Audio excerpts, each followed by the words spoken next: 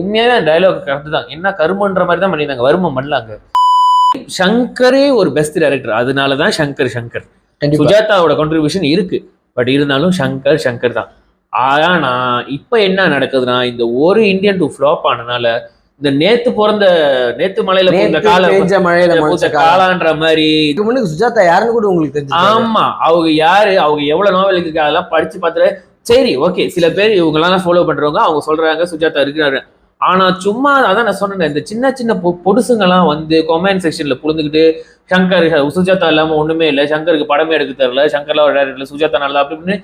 தம்பி இதெல்லாம் விட்டக்கூடாது. சங்கர் தான். சுஜாதா இருக்காரோ இல்லையோ, ஏன்னா ஒரு படத்துக்காக அவர் காட்டுற ஆடம்பரமோ, அவர் காட்டுற கிராபிக்ஸோ, அவர் காட்டுற ஸ்கிரீன் பிளேயோ, இது எல்லாமே வந்துட்டு சங்கரோட பங்களிப்பு இல்லாம நடந்திருக்காது. இட்ஸ் 50-50 இல்ல